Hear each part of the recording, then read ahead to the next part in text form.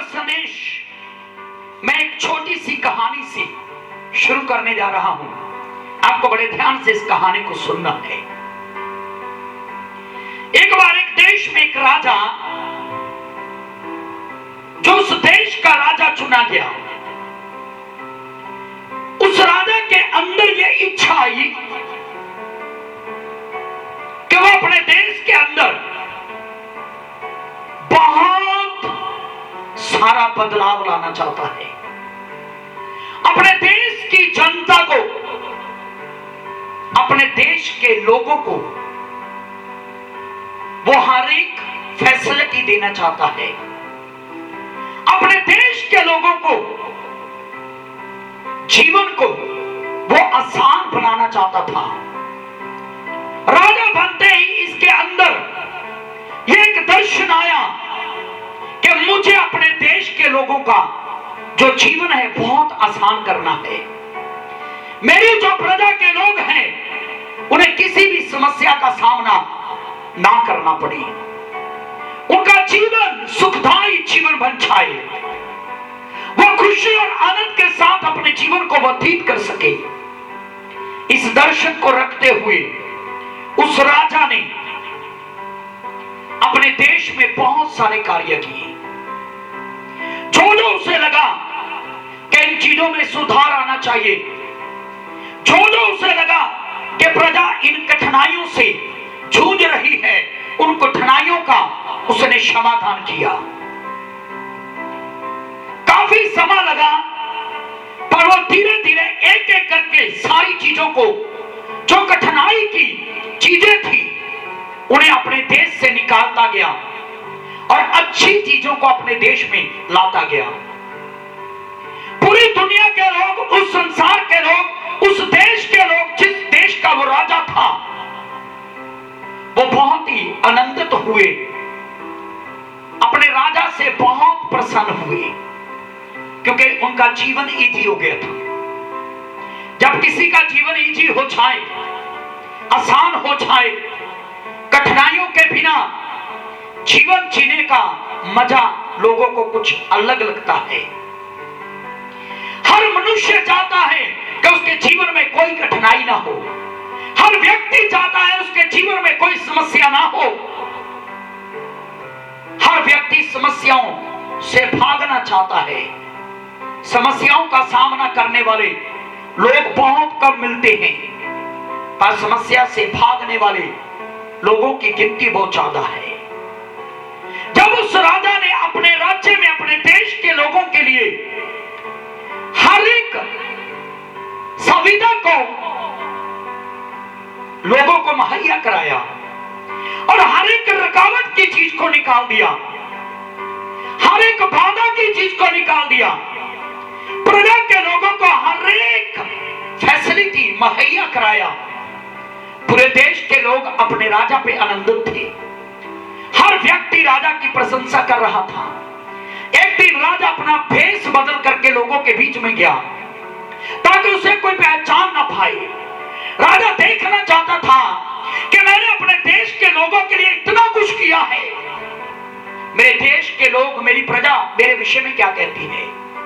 जब वो भेष बदल करके निकला तो उसने क्या सुना कि प्रजा के जो लोग हैं, उस देश के जो लोग हैं, वो उसकी बहुत प्रशंसा कर रहे हैं, उसकी बहुत स्तुति कर रहे हैं, उसके गुणगान गा रहे हैं कि हमारा राजा कितना अच्छा है, हमारे राजा ने हमारा जीवन कितना आसान कर दिया है, हमारे राजा ने हमारे लिए हर एक चीज को मुहैया कराया है, हर एक दुख और कष्ट की चीजों को हमारे जीवन से दूर कर दिया है। राजा इस चीज को देखकर बहुत आनंदित हुआ कि मेरे काम करने का कोई प्रतिफल मुझे मिल रहा है।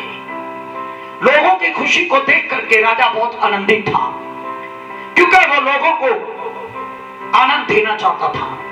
उसने लोगों के लिए ही काम किया था, उसने प्रजा के लिए ही काम किया था। परंतु राजा के दिमाग में एक विचार आया।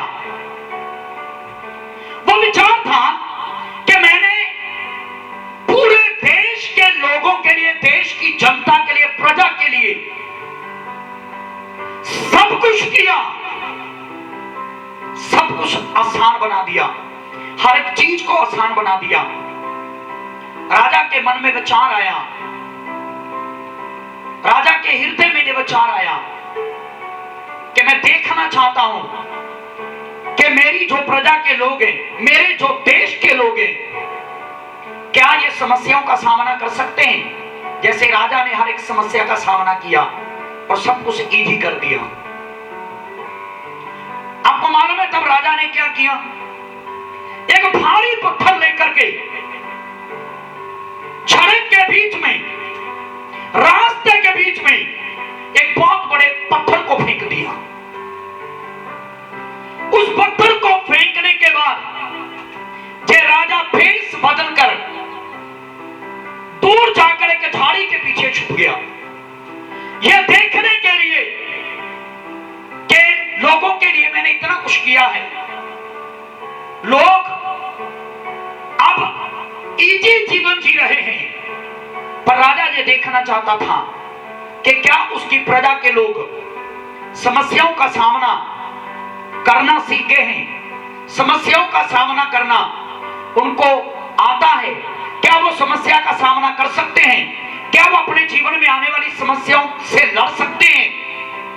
इसलिए उसने रास्ते में एक भारी पत्थर फेंक दिया। तब क्या हुआ? राजा एक झाड़ी के नीचे छुप कर देख रहा था। जितने भी लोग उस रास्ते से निकल रहे थे, ज्यादातर लोग उस पत्थर को देख करके अनदेखा करने के बाद साइड में से होकर निकल रहे थे।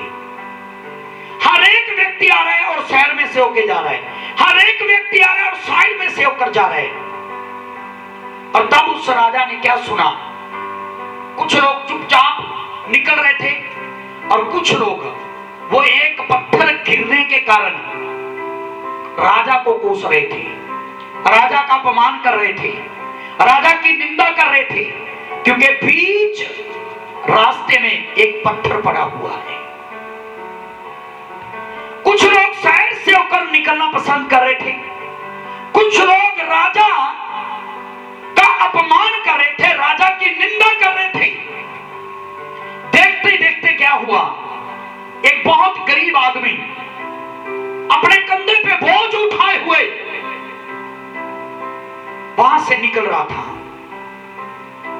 और जब वो वहां से निकल रहा था, जब वो पत्थर उसके सामने आया रास्ते के बीच में, इस गरीब आदमी ने सोचा यह पत्थर आने जाने वाले लोगों के लिए रुकावट बन रहा है, लोगों के निकलने में जो बाधा उत्पन्न कर रहा है, क्यों ना इस पत्थर को साइड में हटा दिया जाए।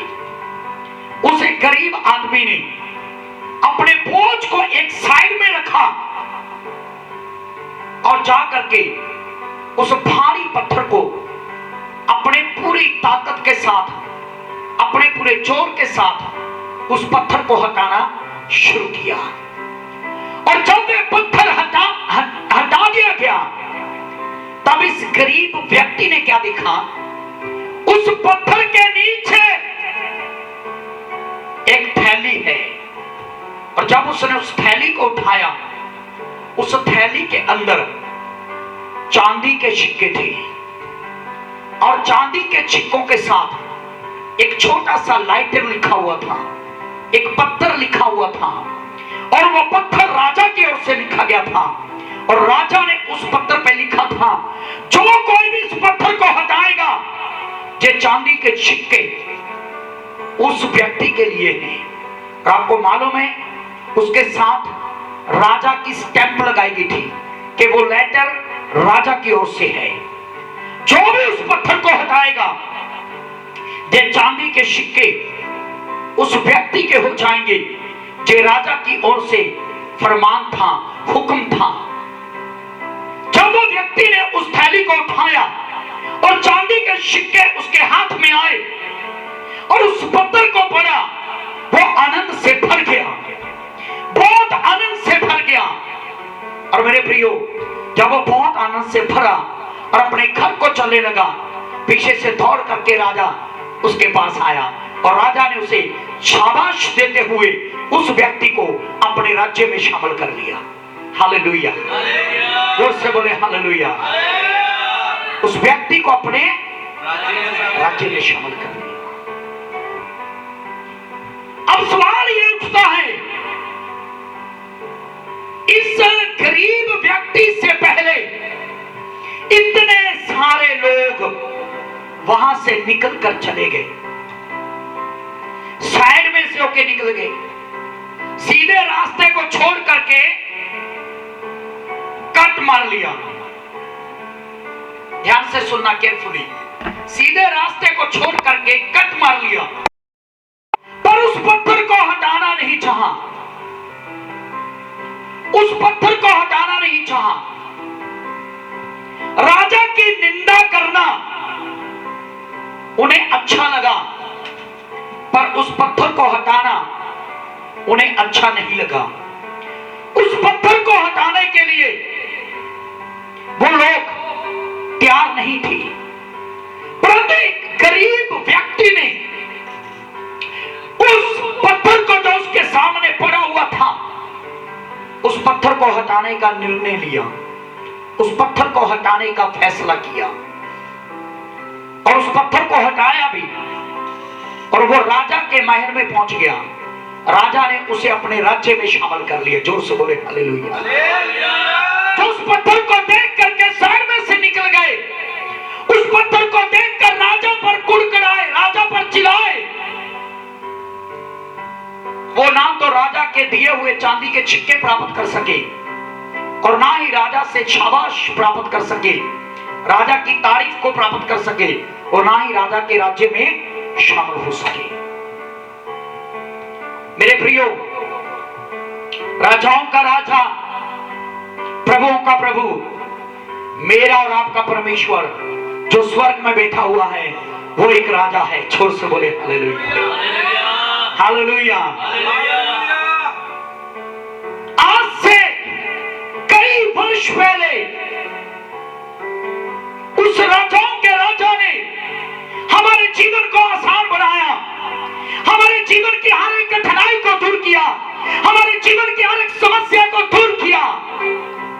सन 1993 के अंदर, 93 के अंदर मेरे जीवन में जितनी कठिनाइयां थी, जितनी परेशानियां थी, जितनी मुश्किलें थी, उन सबको यीशु मसीह मेरी जिंदगी में आने से वो सारी परेशानियों को राजा ने मेरे जीवन से दूर कर दिया। हालेलुया। आप जो जहां पर बैठे हैं, जब आप यीशु के पास आए, आप जो हमें लाइव सुन रहे हैं, आप जब यीशु के पास आए, आपके जीवन की हर एक कठिनाई को राजाओं के राजा हमारे परमेश्वर ने, हमारे पिता ने, हमारे अब्बा पिता ने हमारे जीवन की हर एक मुश्किल को आसान बनाया, हर एक मुश्किल को आसान किया, हर एक कठिनाई से हमें बाहर निकाला, हर समस्या से हमें बाहर निकाला।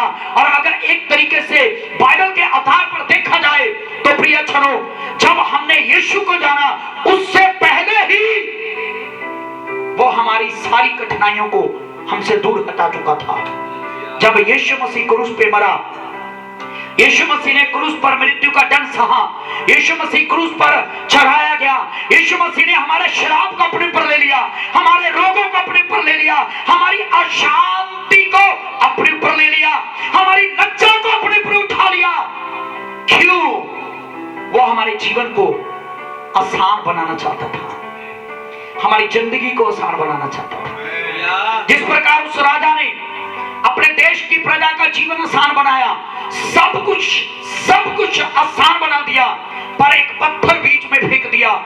वो देखना चाहता था क्या लोगों के अंदर जो इच्छा है कि वो समस्याओं से लड़ सकते हैं, वो अपनी परेशानियों से लड़ सकते हैं, अपनी कमजोरियों से लड़ सकते हैं। इसी प्रकार हमारा परमेश्वर जो स्वर्ग में बैठा हुआ है, उसने हमारे जीवन को आसान तो कर दिया है, हर मुश्किल से आजाद तो कर दिया है, हर प्रकार की परेशानियों से हमें छुटकारा तो दे दिया है, हर प्रकार की हमारी कठिनाइयों से हमें आजाद तो कर दिया है। परंतु आज वो कई प्रकार के पत्थर हमारे सामने फेंक करके हमें चेक कर रहा है, हमारा रवैया देख रहा है, हमारा नजरिया देख रहा है,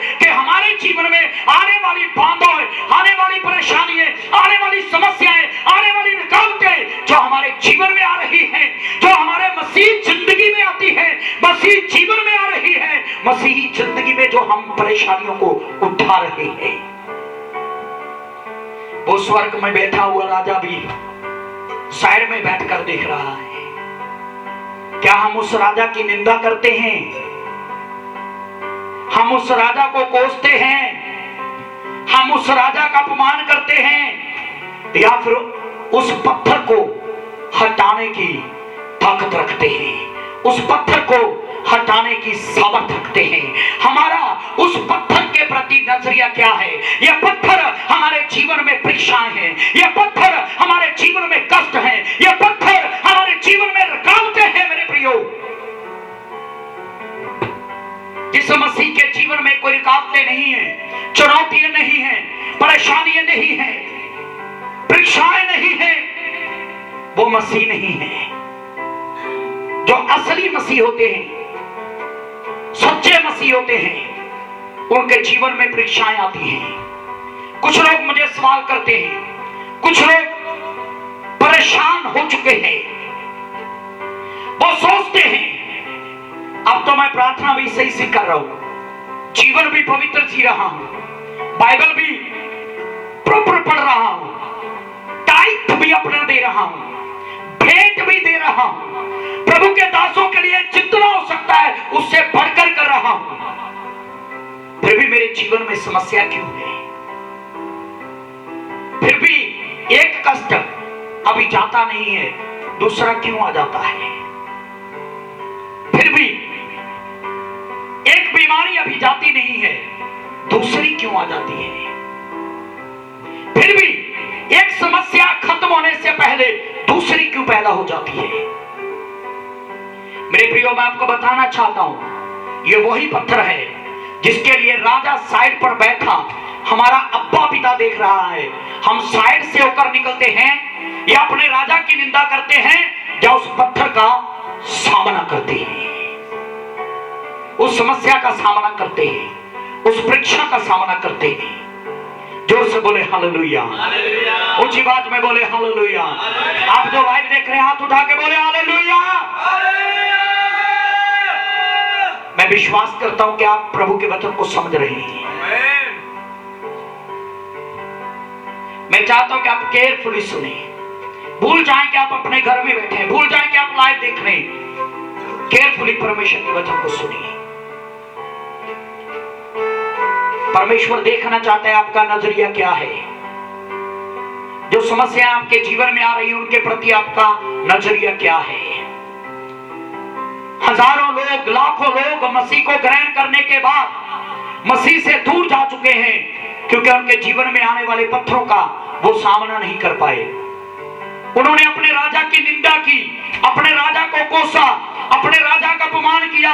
आज भी न जाने कितने मसीह, हो सकता है आप जो हमें लाइव देख रहे हैं, अपनी समस्याओं के कारण, अपनी परेशानियों के कारण, अपनी परीक्षाओं के कारण आप परमेश्वर को कोस रहे हैं। अभी इसी टाइम पश्चाताप करें इस बात के लिए, पश्चाताप करें, पश्चाताप करें और प्रभु से कहें, प्रभु से कहें कि प्रभु आपको अपना बल दे, प्रभु आपको अपनी सामर्थ्य दे, आपको अपनी सामर्थ्य दे उन समस्याओं का सामना करने के लिए। जोर से बोले हालेलुया।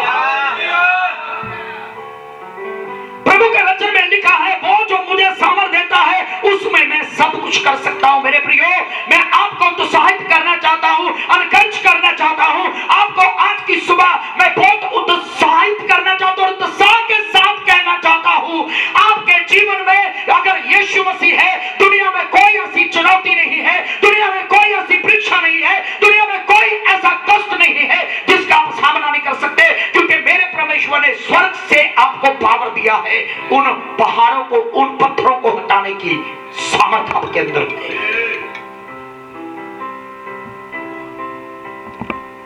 उन पत्थरों को हटाने की सामर्थ्य आपके अंदर है। उन परीक्षाओं का सामना करने की सामर्थ्य मेरे परमेश्वर ने आपको दिया है। हालेलुया। आपको पावर दिया गया है उन परीक्षाओं का सामना करने के लिए। आप कमजोर नहीं हैं, कमजोर नहीं हैं। अपने मुंह को खोलकर बोले मैं कमजोर नहीं हूं। मुंह को खोलकर बोले मैं हर परीक्षा का सामना कर सकता हूं,